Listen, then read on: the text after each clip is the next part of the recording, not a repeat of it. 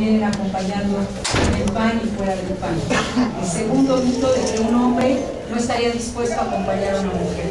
Y aquí los tenemos, panistas distinguidos, hombres que me han venido acompañando en todo el país y que me parece que están dando cuenta de que estamos en una nueva etapa de la vida del país.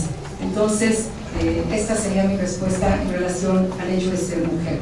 Confío en el método de elección, confío en las reglas de la Comisión Nacional de Elecciones y creo que por eso tenemos que cuidar el proceso y salvaguardarlo cada día, particularmente por parte de los precandidatos. Y no sé, el tianguis turístico, bueno, quiero insistir en que todo aquello que fortalezca el mercado interno y con ello el mercado interno, es decir, la actividad emprendedora de Guerrero, contarán conmigo. Acapulco merece cualquier consideración.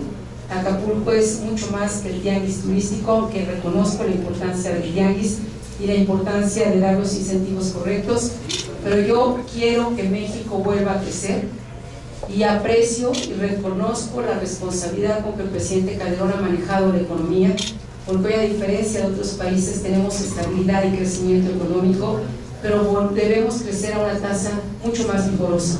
Y para lograrlo, mi apuesta se llama mercado interno.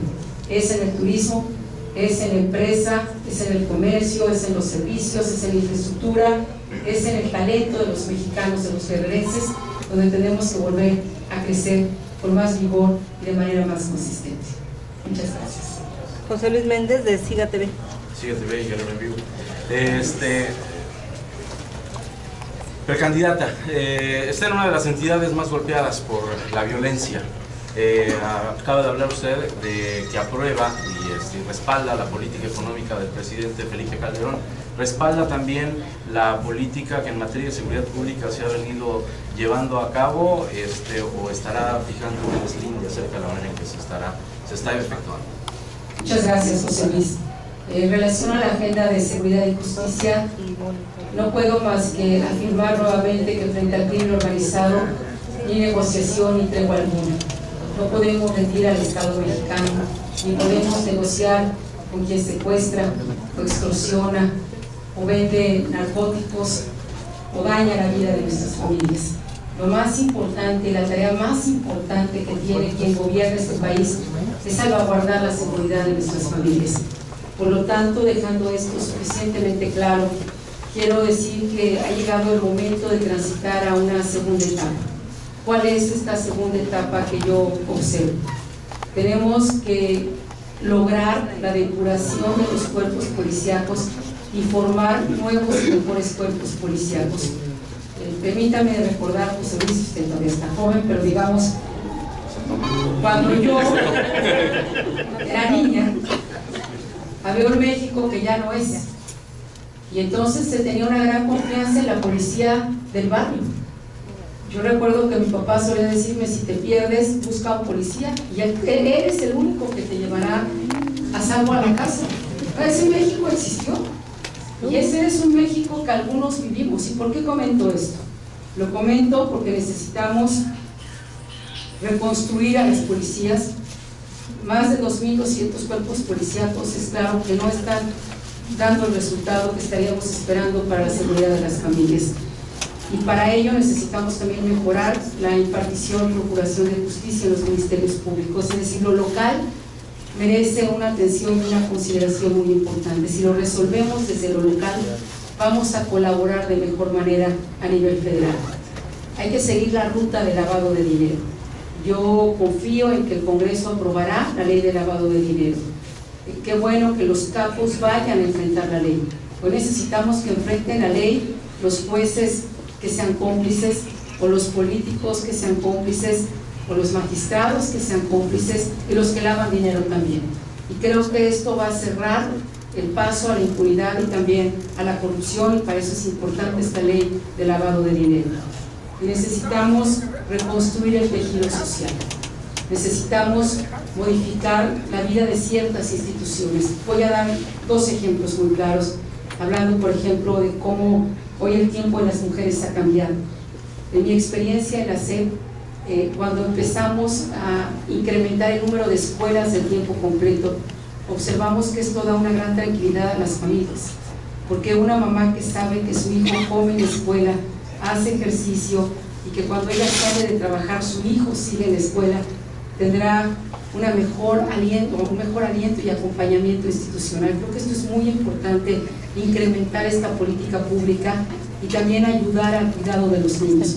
Esto creo que da mucha tranquilidad, mucha más certeza. Todo aquello que fortalezca el tejido social y por supuesto la agenda educativa se vuelve fundamental. Esos serían algunos de los pasos cuando yo me refiero a esta segunda etapa para la que debemos transitar. Muchas gracias. Vamos ahora con Héctor Briceño de La Jornada. Son nuestras 3 últimas preguntas nos quedan, Buenas noches. Bueno, 3 preguntas muy breves. Guerrero, ¿cuál sería el mensaje de usted para la mujer de Guerrero que vive un machismo ancestral que está prácticamente arraigado en las familias, sobre todo en las familias, no solamente de la montaña, en ambas costas, incluso en Acapulco, la mujer es maltratada y es relegada? Y por ahí va la segunda pregunta: ¿cómo luchar contra eso? ¿Cuál es su mensaje? ¿Y cuál es el reto que representa sumar más votos en Guerrero, representando que el panismo prácticamente aquí es, la militancia es escasa, ¿no? ¿Cómo luchar contra eso y qué reto representa? Y por último, con la experiencia que usted tiene en la cuestión educativa, ¿cuál es su panorama o su visión de lo que está sucediendo actualmente, el conflicto que empezó en diciembre con la Escuela Rural de Ayotzinapa? ¿Su experiencia qué le dice? Son estas perspectivas. Muchísimas gracias, muy amable. Primero, para la mujer en Guerrero, que lo conozco esta realidad, las mujeres o muchas mujeres están solas, muchas mujeres, ya lo decía yo, encabezan sus familias de manera integral. Creo que por un lado necesitamos abrir oportunidades y fuentes de trabajo y de participación para evitar que la migración empiece a generar estas familias divididas o estas familias que no pueden construirse de mejor manera. Pero también hay mujeres que se quedan solas porque finalmente hay otras razones, no solamente es la migración. Lo primero que yo creo es que tenemos que socializar cada vez más que la violencia no debe vivirse entre 4 paredes, que la violencia no es ni tiene por qué vivirse en la soledad o ajeno a lo que está sucediendo. Hay que fortalecer la denuncia, hay que fortalecer la asesoría legal. Hay también que, yo me lo recuerdo en el programa Oportunidades, cuando empezamos a detectar mucha violencia intrafamiliar en ciertas regiones, trabajábamos con las mujeres primero, pero después trabajábamos también con los hombres. Porque bueno, si queremos que cambie la realidad, no es suficiente solamente ayudar a las mujeres, tenemos que ayudar de manera integral a toda esta comunidad. Y me parece que vamos dando pasos importantes. Es la primera vez en la historia de México que, de acuerdo al censo más reciente, tenemos más niñas entre 6 y 12, 14 años de edad, más niñas que niños en la primaria. Es la primera vez en la historia de México y eso es una buena señal de que las niñas ya no se les está sacrificando respecto a sus hermanitos o a los hombres para ir a la escuela. Creo que una mujer se vuelve mucho más valiente y pierde miedo cuando por lo menos tiene 2 oportunidades, la del estudio y la de un ingreso. Una mujer que tiene un estudio, así sea básico, es más fuerte. Y es más fuerte todavía si esa mujer tiene un ingreso. Porque una vez que una mujer tiene ingreso, se vuelve mucho más independiente, puede exigir mucho más respecto a sus derechos y también tiene más libertad de tomar decisión y de poderse movilizar. En mi experiencia, y algo que yo impulsaré desde mi gobierno, es toda una agenda de prevención, de formación, pero también de atención. Yo conozco refugios familiares, le agradezco mucho a Lidia Cacho, que fue la primera que me introdujo a toda esta agenda, en Quintana Roo, por cierto. Y las mujeres mexicanas que padecen violencia, la razón más importante por la cual no se van muchas veces de sus hogares es porque no tienen a dónde ir con sus hijos. Porque una madre mexicana generalmente nunca se va sola, solo se va si se puede llevar a sus hijos. Y entonces creo que establecer una red mucho más amplia de refugios que proteja, que acompañe, que ayude, se vuelve fundamental. Esta es una política pública que me parece muy importante. En segundo lugar, cómo luchar contra esto, pues abriendo, insistiría, los espacios a la educación. Las mujeres mexicanas, sobre todo las más pobres, son las que registran la mayor tasa de analfabetismo, son las que registran también o padecen en mayor medida la violencia, la exclusión, la discriminación.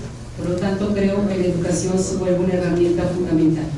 En segundo lugar, y yo lo viví aquí en Guerrero, las mujeres, una vez que desarrollan también sus capacidades, lo que están pidiendo es acceso a crédito. Yo creo que la multiplicación del crédito es fundamental, porque muchísimas mujeres lo que piden es tener un taller, tener una oportunidad productiva justamente que les permita, por un lado, desarrollar su talento y tener un ingreso de vida y con ello tener autonomía e independencia. El acceso a crédito, cuando yo estuve en Cedesol, les preguntamos a los más pobres cuál era su principal demanda. Y la principal demanda de los más pobres es tener acceso a crédito. Y creo que por eso abrir una red de crédito sin precedente, de microcrédito, asesorado, acompañado, será una de las medidas más importantes que tenemos que impulsar. Insistiría, hoy yo me siento un poco más optimista que antes porque afortunadamente ya las niñas y los niños desde la escuela se van educando en un terreno de mayor igualdad, de reconocimiento de derechos, pero creo que también necesitamos revisar las leyes en cada estado.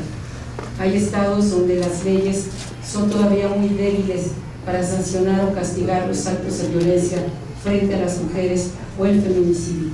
Y creo que aquí tenemos que considerarlo lo que son. Son crímenes, son delitos graves y no pueden ser considerados con benevolencia alguna. En relación a la educación, pero lo primero que quisiera apuntar, y eso es la base de mi argumentación, es el cumplimiento de la ley. Creo que en México todos estamos obligados a cumplir la ley, sin prebendas, sin privilegios, sin distingo alguno.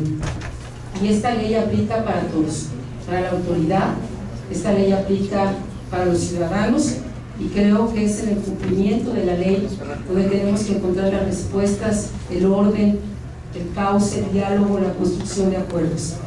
Me parece, por lo tanto, que es justamente a la luz de la legalidad como tienen que resolverse en gran medida la situación que hoy se está enfrentando, y por supuesto también hago votos porque sea un diálogo responsable con apego y respeto a la legalidad, lo que permita transitar y fortalecer la vida institucional, no solamente en el caso de Guerrero, sino del país.